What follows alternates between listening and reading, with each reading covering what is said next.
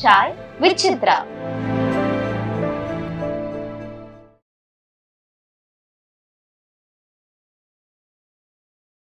அவன் ரொம்ப கஷ்டப்பட்டுட்டு இருந்தான். அவன் நடிக்க முடியாம அதாவது அந்த உடம்ப அந்த கபடிக்கு ரெடியாக முடியாமல். அப்போ நான் கேட்டேன் துருவிட்ட, துருவ உனக்கு ரொம்ப கஷ்டமாக இருந்துச்சு அப்படின்னா அப்பாட்ட சொல்லுவோம், வேற ஒரு கதை பண்ணிக்கலாம். ஏன்னா இது ரொம்ப இன்னும் கஷ்டப்படுத்தும். ஷூட்டிங் போனால் இன்னும் அதிகமான வேலை இருக்கும். ஏன்னா 40 நாள் கபடி மட்டுமே ஷூட் இருக்குது. அது ஃபுல்லாக மண், இப்போ உள்ள மேட் இல்லை. அப்போ அவன் சொன்னான், சார் இந்த படம் உங்களுக்கு இந்த படம் வந்து ரொம்ப கனவு படம்னு சொல்கிறீங்க. அப்படி நீங்கள் எப்படி சாதாரணமாக எடுக்க மாட்டீங்க. இந்த மாதிரி படத்தை மிஸ் பண்ணுறது நான் அப்படி மிஸ் பண்ண விரும்பல சார். நீங்கள் நம்புனீங்கன்னா என்னை கூட்டி போங்க சார். நான் ரெடி சார் எதுக்குமே. நான் உங்களை நம்புகிறேன் சார். உங்களை எங்கள் அப்பா அம்மா நினச்சிக்கிறேன் சார். நீங்கள் என்ன சொன்னால் நான் செய்கிறேன் சார். அந்த ஒரு வார்த்தை எனக்கு ரொம்பவே என் ஈகோ டச் பண்ணிடுச்சு. ஒருத்தன் வந்து இவ்வளோ உழைக்க ரெடியாக இருக்கான். இதுக்கப்புறம் உனக்கு என்ன வந்துச்சு? இந்த படத்தை திருப்பி எடுக்க இப்படி ஒரு நடிகன் சொல்லுவான்னு நமக்கு தெரியாது. யாராவது வந்துன்னா நேரம் ரொம்ப கொடுக்க வேண்டியிருக்கு. கிட்டத்தட்ட 1.5 வருஷமாக முழுக்க 2 வருஷம் வெயிட் பண்ணுறோம். ட்ரைனிங்கே 6 மாதம் போயிருக்கு. அதுக்கப்புறம் ஸ்பாட்டில் இவ்வளோ உடல் உழைப்பு தேவைப்படுது. சினிமாவுக்கு ஏன் இவ்வளோ பண்ணணும் அதை யோசிச்சாலும் முடிஞ்சில்ல. எல்லாரும் ஈஸியாக ரீல்ஸ் மாதிரி படங்கள் பண்ணிகிட்டு இருக்காங்க, சம்பாதிக்கிறாங்க. நம்ம மட்டும் ஏன் இவ்வளோ கஷ்டப்படணும் அப்படின்னு யோசிச்சா முடிஞ்சிச்சு அந்த படம். ஆனால் அப்படி யோசிக்காத ஒரு ஹீரோ கிடச்சிக்காங்க போது நம்ம ஏன் எடுத்து பார்க்கக்கூடாது அப்படின்னு சொல்லி இறங்கினது தான். அப்போ அந்த ஹீரோவை பாதுகாக்க தான் செய்யணும். நான் அவனுக்கு அப்பாவாகவும் இருக்கணும், நான் டைரக்டராகவும் இருக்கணும். அப்போ நான் டைரக்டராகவும் ஜெயிக்கணும். இனி நம்பி அப்பாவாக நம்பி வந்த ஒரு பையனையும் பாதுகாத்து கொண்டு வரணும். அப்போ இது என்ன பிரச்சனை ஆயிடுச்சுன்னா, அவங்களுக்கும் கன்வே பண்ணணும், கூட விளையாடுறவங்களுக்கும் கன்வே பண்ணணும், துருவுக்கும் கன்வே பண்ணணும். தப்பு எங்கே வேணால் நடக்கலாம். அந்த தப்பு முதல்ல என் மீது நடக்கட்டும் அப்படின்னு சொல்லி எவ்ரி ஷார்ட்டையுமே நான் வந்து பண்ணி காட்டுவேன். 3 ட்ரிப் 4 ட்ரிப் அது ஒவ்வொரு தப்பாக கம்மியாகிட்டே வரும். ஒருத்தங்க குத்துவான், ஒருத்தங்க அடிப்பான். அந்த ஒவ்வொரு அடியும் நான் வாங்கி டே இங்கே படுதுடா அவன் கை, டே இங்கே படுதுடா, இங்கே காதில் அடிச்சிடுச்சுடா, கண்ணில் பட்டுடுச்சுடா அப்படின்னு சொல்லி அதை சரி பண்ணதுக்கப்புறம் துருவு நான் பண்ண வைப்பேன். அப்புறம் துருவு பண்ணும்போது எனக்கு அது இப்படி படம் முழுக்க இப்படி தான் பண்ணியிருக்கோம். அப்போ என் கேரியரில் எனக்கு அது எப்படி பண்ணனே தெரில. இன்னும் 2 வருஷம் போச்சு அந்த படத்தை என்னால் பண்ண முடியாது. என் உடம்பு தாங்குமான்னு தெரியாது. அதனால் இந்த படம் வந்து முழுக்க அப்படி பண்ணனால 2 பேருமே பாதுகாப்பாக வீட்டுக்கு வந்துட்டோம். எனக்கு டெய்லி ஷூட்டிங் முடிஞ்சோடனே அப்பா இன்னைக்கு ஒன்றும் நடக்கலப்பா அப்படின்னு தான் தோணும். அப்போ அடுத்து ஏன்னா அந்த பசங்க எல்லாமே பிளேயர்ஸு. அவங்க திடீர்னு ஐப்புக்கு போயிட்டான்னு வச்சுக்கோங்க, ஒன்றும் செய்ய முடியாது. தப்பு நடந்ததுக்கப்புறம் நீ என்ன செய்ய முடியும்? உண்மைதான். அப்போ நீ ரொம்ப கவனமாக ஹேண்டில் பண்ண படம் அருமை பைசன். ஏன்னா தப்பு நடந்துச்சுன்னா கேரியரே போனது மட்டும் இல்லாமல் என் கேரியர் போகிறத விடுங்க, அவன் லைஃபே உண்மைதான் முடிஞ்சு போயிடும். அப்போ ஓவர் அட்வான்டேஜ் எடுத்து நமக்கு ஒரு பையனோட லைஃப்பை காலி பண்ண மாதிரி ஆகிடும். அப்போ அதை எப்படி உடைக்கிறது, அதை எப்படி அதுக்கு நம்ம என்ன பக்கபலமாக இருக்குது அப்படிங்கிறதுக்காக தான் முழுக்க நான் வந்து என் மனைவி, எங்கள் அம்மா அப்பா, என் அண்ணன் தம்பி என்ன ஸ்பாட்டுக்கு வருவாங்கல்ல, அவங்களாம் பார்த்துட்டு கடுப்பாயெல்லாம் போயிருக்காங்க என்னை பார்த்துட்டு. எதுக்கு இப்படி படம் எடுக்கிறான் இவன், எதுக்கு இவன் கஷ்டப்படுறான், இதுன்னு பைத்தியமா இவன் 4 படம் ஹிட் ஆகிருக்கு, இவன் வந்து இது படத்துக்காக பண்ணுறானா, இவன் திமிரு பிடிச்சி பண்ணுறானா அப்படின்லாம் திட்டுவாங்கன்ட்டு. அவங்களுக்கு அது புரியாது. ஏன் அப்படின்னா எனக்கு ஒரு சேலஞ்ச், இந்த படத்தை எடுத்துக்கணும் அப்படின்னு சொல்லி. சரி நம்மகிட்ட இன்றைக்கி ஒரு சக்தி இருக்குது, திறன் இருக்குது உடம்புல, அந்த வலிமை இருக்கும்போதே வலிமை இருக்கும்போது பண்ணி பார்த்துக்கோமே. அந்த பையனும் நம்புகிறான்ல, அப்படி பண்ணி பார்த்தது தான். அதுக்கு துருவு போட்ட உழைப்பு அபரிதமானது. இந்த படத்தோட வெற்றியில் எப்படி நான் வந்து இந்த என் மக்களுக்காக எடுத்த படம்னு சொல்கிறேனோ, இந்த வெற்றி அடைஞ்சால் நான் ரொம்ப சந்தோஷப்படுறது துருவை அங்கீகரிக்கிறது. அவனோட ஷேடோவை விட்டுட்டு, அவனோட எல்லா கன்வின்ஸையும் விட்டுட்டு உடைச்சிட்டு என் கூட கிடந்தான்ல, அதுக்காக ஒரு மிகப்பெரிய வெற்றி அவனுக்கு கிடைச்சா ரொம்ப சந்தோஷப்படுது. திரையில் துருவை பார்த்துட்டீங்க, உங்களுடைய கதாநாயகன் எந்த அளவு அவர் கடத்தியிருக்கார் சினிமாவுக்கு? எனக்கு அங்கேயே கடத்திட்டாப்புல. எப்போ என் பின்னாடி கண்ணை மூடிக்கிட்டு நான் முட்டை இடத்துல சொல்ல இடத்துல முட்டினாவோ, நான் பாய இடத்துல சொல்ல பாய்ஞ்சாப்புலையோ, அங்கேயும் எனக்கு வந்து கிட்டத்தட்ட எனக்கு படம் பார்த்த ப்ரொடியூசர்ஸ் அண்ட் என்னோடய ராம் சார் இவங்க எல்லாருமே துருவை பாராட்டினது இருக்குல்ல, அதுதான் எனக்கு நான் வெயிட் பண்ணது. நான் பாராட்டுறதுக்கு இல்லை, ஏன்னா நானே எப்படி என்னையை பாராட்ட முடியும்? துரு கிட்டத்தட்ட நான் மாதிரி இவங்க எல்லாரும் சொன்னது தான் பயங்கர சந்தோஷமாக இருந்துச்சு. ஒரு பயங்கரமான மகிழ்ச்சியில் இருக்கும். கர்ணன் படத்துக்கு அப்புறம் இந்த படத்துலையும் பார்த்தீங்கன்னா ரஜிஷாவும் இருக்காங்க, லாலும் இருக்கார். ரஜிஷா கேரக்டர் வந்து நான் ரஜிஷாவை முடிவு பண்ணல. ஆனால் அந்த கேரக்டருக்கு நான் தமிழ் நிறையவே தேடினேன். அது வந்து ஒரு அக்கா கேரக்டர், படத்தில் ரொம்ப முக்கியமான கேரக்டர், படத்தை ஒரு தூண்னே சொல்லலாம். ஆனால் அதை பண்ணுறதுக்கு யாரும் முன்னு வரல. எல்லாருமே அக்காவான்னு சொல்லிட்டு என் கூட சார் உங்க கூட படம் பண்ணணும் சார், ஆனால் அக்கா எப்படி சார் அப்படின்ட்டு நான் சொன்னேன். அதுக்கு அக்கானா அது கிட்டத்தட்ட எனக்கு புரியலம்மா, அது படத்தோட தூண்டுமான்னு சொல்கிறேன். ஆனால் அவங்களுக்கு அந்த வார்த்தை ரொம்ப அவங்களுக்கு டிஸ்டர்ப் பண்ணுச்சு. எனக்கு அப்போ ரொம்ப கடுப்பாயிடுச்சு எனக்கு மைண்டு, என்ன இது அப்படின்னு. அப்போ யார் நம்மளை முழுசாக நம்புவாங்களோ, யார் நம்மளை வந்து இதில் மாரி செல்வராஜ் படம் அது தப்பாக இருக்காது அப்படின்னு யார் நம்புகிறாங்களோ அவங்கள கூப்பிடுவோம் அப்படின்னு சொல்லிட்டு தான் நான் ரஜிஷாவுக்கு கால் பண்ணேன். ரஜிஷாவுக்கு கால் பண்ணோன்னே அவங்க நான் பண்ணுறேன் சார் அப்படி கிளம்பி பண்ணிட்டாங்க. ஏன்னா அவங்க ஹீரோயினாக நடிச்சிட்டு இருக்காங்க, ஒரு பெரிய ஹீரோயின் அவங்க. நானே இன்ட்ரடியூஸ் பண்ணியிருக்கேன் ஹீரோயினா. அப்போ அடுத்த படமே நான் அக்கா கேரக்டர் நடிக்கணும்னா அவங்களுக்கு ஒரு தோணும் இல்லை. அப்போ அப்படி இருந்து நம்மளை கூப்பிடுறாருன்னா அதுக்கு ஒரு வெயிட் இருக்குன்னு நம்பி அவங்க வந்தாங்க. லால் சார் வந்து அவர் எப்போவுமே என் படத்துக்கு இருக்கணும்.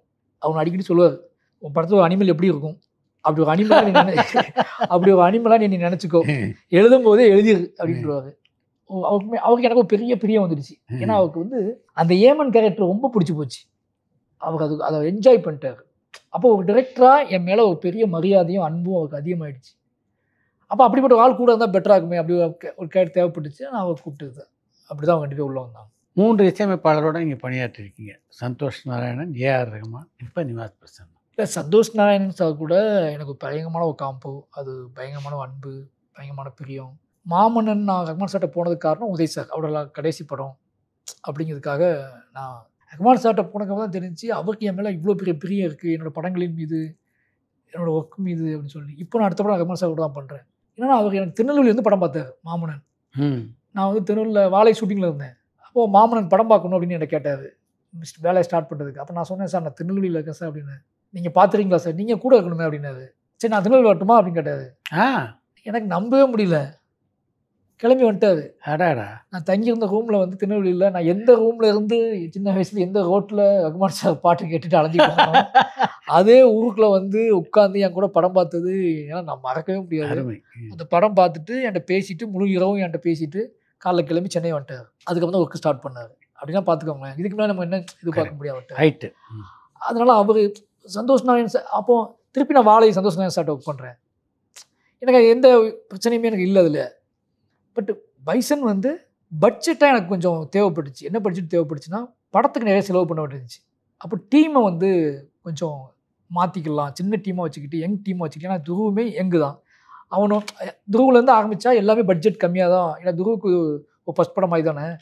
அப்போ யோசிக்கும் போது நான் வந்து என்ன நினச்சேன்னா துருவுக்காக பண்ணுறது படம் அப்படிங்கும்போது டீமை சின்னதாக வச்சுக்கிட்டு படத்துக்கு செலவு நிறைய பண்ணணும் அப்படியே ரஞ்சன்கிட்ட சொன்னேன். நான் படத்துக்கு செலவு பண்ணுங்கண்ணா, நான் டீம் சின்னதாக வச்சுட்டே வேண்டாண்டா ரிஸ்க் எடுக்காது அப்படின்னு சொன்னார். ஏன்னா நம்புங்க என்னைய அப்படின்னு சொல்லி தான் நிவாஸ் பிரசன்னா, கேமராமேன் எழில், எடிட்டர் சின்ன புது பையன் ஃபஸ்ட்டு படம், இப்படி ஒரு டீமை செட் பண்ணேன். இந்த டீமை செட் பண்ண என்னாச்சுன்னா எனக்கு படத்துக்கு நிறைய சில காசு தேவைப்பட்டுச்சு. இப்போ படத்தை கொஞ்சம் பிரம்மாண்டமாக எடுக்கிறதுக்கு முயற்சி பண்ணேன். ஏன்னா அது இப்போ எனக்கு மட்டும் தானே என்னோடய மார்க்கெட்டும் துருவோட மார்க்கெட்டையும் சேர்த்து வச்சா அந்த மார்க்கெட் தானே பிஸ்னஸ் ஆக முடியும். அந்த பிஸ்னஸை தாண்டாமல் பிடிச்ச டிஸ்டர்ப் பண்ணாமல் அந்த படத்தை எடுக்கணும். அவங்க என்னைய வச்சு ஒரு அளவுகோல் வச்சுருக்காங்க. அந்த அளவுகோலுக்கு அந்த படத்தை எடுக்கணும், ஆனால் பிரம்மாண்டமாக எடுக்கணும். அப்போனா நாங்கள் எங்கள் சம்பளத்தெல்லாம் கம்மி பண்ணிக்கிட்டு எங்கள் வேலையெல்லாம் கம்மி பண்ணிக்கிட்டு இது ஒரு டீமை செட் பண்ணிவிட்டு அப்படி பார்த்தது தான். நிவாஸ் வந்து ஒரு என்ன சொல்கிறது, ஒரு வெறி பிடிச்சி எப்படியாவது சாதிக்க மாட்டோமா, நமக்கு வாய்ப்பு கிடச்சி அதை வெளிப்பற்ற மாட்டோமான்னு ஏங்கிட்டு கிட்டத்தட்ட இந்த படத்தில் வேலை பார்த்த டெக்னீஷியன் டீம் எல்லாருமே நாம் பெருசாக சாதிக்க நிலையில் பணியாற்றி. ஆமாம், துருவிலேருந்து கேமராமேன், துருவிலேருந்து என்னுடைய கேமராமேன், என்னுடைய எடிட்ரு, என்னோடய மியூசிக் டைரக்டர், இவங்க எல்லாருமே மாறியான படத்தில் நம்ம பண்ணுறோம், நம்ம முழுசாக வெளிப்பற்றணும் அப்படின்னு பண்ணாங்க. அது எனக்கு என்ன ப்ளஸ் ஆகி போச்சு அப்படின்னா இறங்கி வேலை செய்யலாம் அவங்கக்கிட்ட. அவங்களோட கடைசியை கூட நான் வாங்க ட்ரை பண்ணி கிடச்சி. அதனால தான் அந்த பாடல்கள் அப்படி வந்ததுக்கான காரணம் எல்லாமே அப்படி ஒன்று ஆழமாக வேலை செஞ்சதுனால தான். இன்றைக்கு தமிழ் சினிமாவின் முக்கியமான கதாநாயகர்கள் எல்லோரும் உங்களோட இணைஞ்சு படம் பண்ணணும்னு நினைக்கிறாங்க. உங்கள் ஏற்கனவே நீங்கள் எழுதியிருக்க கதையில் அவங்களை அடாப்ட் பண்ணிக்குவீங்களா, அவங்களுக்கு கதை எழுதுவீங்களா? நான் ஒன்றே ஒன்று உறுதியாக நம்புவேன் சார். என் கூட சேர்ந்து யாராவது ஒர்க் பண்ண ஆசைப்பட்டாங்கன்னா அவங்க முதல்ல என்னை நம்பணும் சார், என்னோடய கதையை நம்பணும் சார், என்னோடய நோக்கத்தையும் நம்பணும். அது மேலே ஒரு பிரியம் அவங்களுக்கு வரணும். நான் ரொம்ப அது எதிர்பார்ப்பேன். முழு உழைப்பே நான் போடுவேன். அதுக்கப்புறம் நான் அப்படி தான் என்னோட முதல்ல அவங்க கதை சொல்லும் போது இந்த கதை இதுக்காகத்தான் எடுக்கப்படுறது, இந்த கதையோட பிரச்சனை கான்ஃப்ளிக்ட் இதுதான், இது இங்கே நடந்துச்சு, இப்படி நடந்துச்சு, இதன் மூலமாக மக்களுக்கு என்ன கன்வே ஆகும், என்ன மாதிரி டிபேட் க்ரியேட் ஆகும், இதை நான் எப்படி என்னோடய ஃபிலிம் மேக்கிங்கை எப்படி எடுப்பேன், இது எல்லாத்தையுமே நான் சொல்லிவிடுவேன் அவங்கக்கிட்ட. அதுக்கப்புறமும் பிரியம் வச்சு இதுக்குள்ளே நம்ம இருக்கணும்னு நினைக்காங்கல்ல, அந்த நம்பிக்கையோட வருவாங்கல்ல, அந்த ஹீரோட ஒர்க் பண்ணும்போது எனக்கு ரொம்ப இது வரைக்கும் என்னோட ஒர்க் பண்ண எல்லாருமே முழுசாக என்னோட ஸ்டைல் ஃபிலிம் மேக்கிங்கையும் என்னோடய கதையையும் என்னோடய பொலிட்டிக்கலையும் நம்பி வந்தவங்க தான் எல்லாருமே. இதுக்கப்புறம் வரக்கூடியவங்க கமிட்மெண்ட் வச்சுக்கவங்களும் அந்த மாதிரி ஒரு பெரும் நம்பிக்கையோட கூடிய ஆட்கள் தான். எனக்கு நம்பிக்கை ரொம்ப முக்கியம். ஒரு கிரியேட்டர் மேலே, ஒரு ஆக்டரை வைக்கக்கூடிய நம்பிக்கை அந்த கிரியேட்டர் மேலே மட்டும் கிடையாது, அந்த கிரியேட்டரோட விஷன் மேலே, அந்த கிரியேட்டரோட பொலிட்டிக்கல் மேலே, ஏன்னா சினிமாங்கிறது வெறுமனே என்டர்டெயின்மெண்ட் கிடையாதுன்னு ஒருத்தர் நான் நினைக்கிற ஆள்கிட்ட போய் நீங்கள் திருப்பி என்டர்டெயின்மெண்ட் மட்டுமே பேசுன வாதம்னா அது தப்பு. அது அப்படி என்டர்டெயின்மெண்ட் மட்டுமே நினைக்கக்கூடிய ஆட்களும் இருக்காங்க. நீங்கள் அந்த மாதிரி படம் பண்ணும்போது அது ஓகே. சினிமாங்கிறது வெறுமனே என்டர்டெயின்மெண்ட் கிடையாதுன்னு நம்பக்கூடிய ஆட்கள்கிட்ட சேரும்போது நீங்கள் அந்த விஷயங்களையும் அதை ஃபாலோ பண்ணணும் அப்படின்னு நினைப்பேன். இப்போ பண்ணக்கூடிய எல்லா படங்களுமே இப்படி என்னை ஏற்றுக்கிட்டவங்க தான் எல்லாருமே. பிரபல நடிகர்களோடு பணியாற்றுறது உங்களுக்கு சௌகரியமாக இருக்கா? புதுமுகங்களோட பணியாற்றுவது சௌகரியமாக இருக்கா? இப்போ 2 விஷயம் இருக்குது. நீங்கள் நடிகர்களோட பண்ணும்போது உங்களுக்கு கொஞ்சம் வேலை கம்மியாகும். நான் நினச்சதை என் படத்தை தான் நான் எடுப்பேன் எப்படினாலும் வேலை கம்மியாகும். ஆனால் புதுமுகங்களோட பண்ணும்போது நீங்கள் அதிகமாக மெனக்கிடணும், வேலை பார்க்கணும். பிரச்சனை என்ன அப்படின்னா புதுமுகங்களோட பண்ணும்போது நான் கொஞ்சம் நிறைய லேர்ன் பண்ணிகிட்டே இருப்பேன். நான் நிறைய ப்ராசஸ் பண்ணி ரெடி ஆகி அப்போ அவங்க கூட வேலை செய்யும்போது என்னோட உடல் மனசு எல்லாமே ஆரோக்கியமாகவே இருக்கும். பெரிய ஹீரோ கூட படம் பண்ணும்போது நமக்கு அவங்க ஈஸியாக சில விஷயங்கள் கிடைக்கும். நம்ம அதை வச்சு படம் பண்ணுவோம். ஆனால் முழுக்க அந்த சொகுசுக்குள்ளே போயிடாமல் அதுக்கு அடிக்ட் ஆகிடாமல் அதுக்குள்ளேயே நம்ம படத்தை நமக்கு பிடிச்சமான ஒரு படத்தை நம்ம கண்டுபிடிக்கணும். அதுவும் முக்கியமானது இல்லை. அங்கே நம்ம படத்தை மிஸ் பண்ணிடக்கூடாது. அந்த பயம் மட்டும் அதில் உண்டு. சின்ன பசங்க புது பசங்களோட படம் பண்ணும்போது அந்த பயம் இருக்காது. நம்ம நினச்ச படத்தை அப்படியே எடுத்துகிட்டு இருக்கோம் அப்படிங்கிற ஒரு தைரியம் இருக்கும். ரெண்டு பேரோட ஒர்க் பண்ணுறதுல அதுதான். உங்களுடைய எல்லா படத்துலையும் உங்களுடைய கோபம் வெளிப்படுது. மாரி செல்வராஜுக்கு முதல்ல கோபம் எங்கே வந்தது, எதன் மேலே வந்தது? கோபம் இல்லை சார். அது எல்லாருமே என்ன நினைக்கிறாங்கன்னா, இப்போ உங்கள் பையன் உங்களுக்கு ஒரு விஷயத்தை கன்வே பண்ண ட்ரை பண்ணுறாரு அப்படின்னா நீங்கள் அதை உதாசீனப்படுத்திக்கிட்டே போகிறீங்க அப்படின்னா அப்பா தான் நீங்கள் எனக்கு. ஆனால் பையனாக இருந்தாலும் உங்கள் மேலே பெரிய பிரியம் இருக்குது, எனக்கு அன்பு இருக்குது. நீங்கள் உதாசீனப்படுத்த ஏதோ வகையில் நான் வெளிப்பட்டுருவேன். இப்போ நீங்கள் கேட்குறீங்களா இல்லையா அப்படிங்கிற இடத்துக்கு போவேன். அந்த மாதிரியான பிரியங்களை கடத்துறது, பிரியங்களை புரிய வைக்கிறது தான் நம்ம மெனக்கிடுறோம். அது தொடர்ந்து உதாசீனப்படுத்தப்படும் போது சத்தம் கொஞ்சம் அதிகமாக இருக்கும், அவ்வளோதான். ஆனால் நோக்கம் என்னவாக இருக்கும் அப்படின்னா எனக்கு புரிய ரெண்டுத்துக்குள்ளே ஒரு புரிதல் வர்றதுக்கும் ரெண்டுத்துக்குள்ளே ஒரு பிரியம் வர்றதுக்குமான உழைப்பு தான் அத்தனையுமே. சக மனிதர்கள் மீது ஒரு பிரியமும் நேசமும் வருவதற்காக தான் அவ்வளோ வேலையும் பார்க்குவோம். ஆர்ட் ஃபார்மோட நோக்கம் என்ன? சக மனுஷன் நேசிக்கணும் அப்படின்ட்டு. அது தன்மையை பொறுத்து அது உதாசீனப்படுத்தப்படும் போது கொஞ்சம் கோபம் வெளிப்படும். கோபம் கூட கிடையாது, அது சத்தம் அப்படி சொல்லலாம். அந்த சத்தத்துக்கு நம்ம அது ஆத்திரமாகவும் கோபமாக எடுத்துக்க முடியாது. சத்தம் நியாயமான காரணங்களுக்காக எழுப்பப்படும் கோபம் நிச்சயமாக அதிகமாக சத்தமாக தான் நான் பார்ப்பேன். அந்த மாதிரி தான் நான் என்னோடய படங்களை ட்ரீட் பண்ணுறேன். நான் சக மனிதர்களுக்குள்ள ஒரு உரையாடல் எதுவாக இருந்தாலும் அது என்ன கான்ஃப்ளிக்டாக இருந்தாலும் அதை ஒழிச்சு வைக்கிறது, அதை இதை பேசினா பெருசாகிடும், இதை பேசினா இவங்களை இழக்க வேண்டியிருக்கும், இதை பேசினா இவங்க போயிடுவாங்க அப்படின்னு எல்லா கான்ஃப்ளிக்டையும் ஒழிச்சு சேர்க்கையிலே வைக்கிறது இருக்குல்ல, அது நெக்ஸ்ட் ஜென்ரேஷனை ரொம்ப பாதிக்கும். எதுவாக இருந்தாலும் நீங்கள் நம்ம 2 பேர் பேசிட்டோம் அப்படின்னா தொடர்ந்து ட்ராவல் பண்ணுறதுக்கு ரொம்ப ஈஸியாகும்னு நினைக்கிறேன். அதனால் உரையாடலுக்கு நான் எப்போவுமே என்னுடைய படங்களில் உரையாடலுக்கான நிகழ்வுகளை களங்களை உருவாக்கணும் அப்படின்னு தான் ஆசைப்படுறேன். எந்த சமரசமும் இல்லாமல் படம் பண்ணணும்னு நினைக்கிறீங்களா? ஆமாம், சமரசம் அப்படிங்கிறது சார் வணிகம் ஒன்று இருக்குது. நான் சமரசம் சொல்கிறது கருத்து சமரசம். அதான் பேட்டர்னாக மாறும், ஆக்டரை பொறுத்து, களத்தை பொறுத்து, பிஸ்னஸ் பொறுத்து கூட என்னோட பேட்டர்ன் மாறும், சொல்கிற முறை கூட மாறும். ஆனால் கருத்து சமரசமோ கண்டிப்பாக என் படத்தில் இருக்க வாய்ப்பு இல்லை. உங்களுடைய படங்களுடைய கதைகள் வெவ்வேறாக இருந்தாலும் எங்கேயோ ஒரு இடத்துல நீங்கள் என்ன சொல்லணும்னு நினைக்கிறீங்களோ அதை கொண்டு வந்து சொல்லிடுறீங்க. அது இயல்பாக அந்த கதையில் அமையுதா, இல்லை கதையை உருவாக்கினதுக்கு பின்னாடி அதை அந்த படத்தை அதை சொல்கிறதுக்கு தான் அந்த கதையை உருவாக்குறது.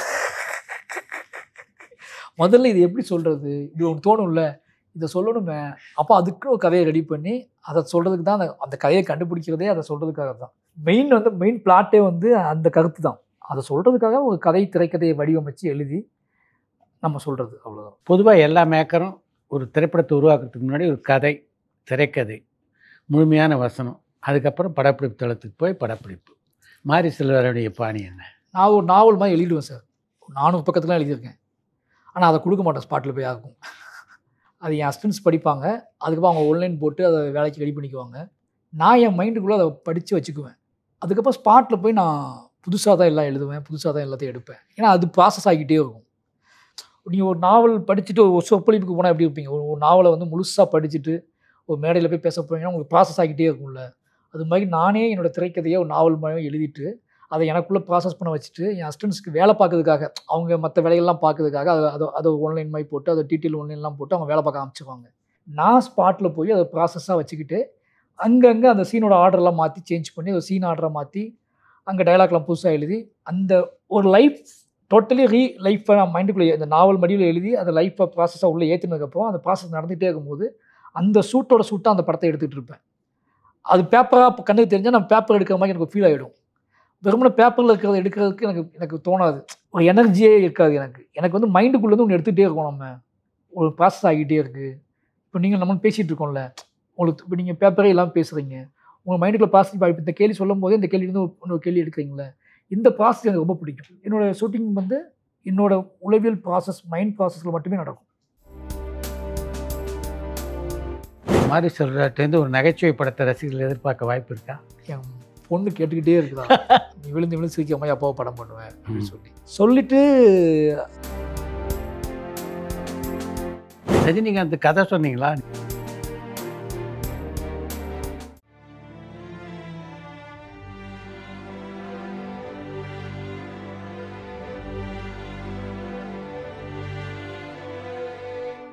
பரபரப்பான சினிமா செய்திகள், நட்சத்திரங்களின் பேட்டிகள், சினிமா வரலாறு ஆகியவற்றை பார்க்கவும் படிக்கவும் உங்களுக்கான இணையதளம் touringtalkies.co.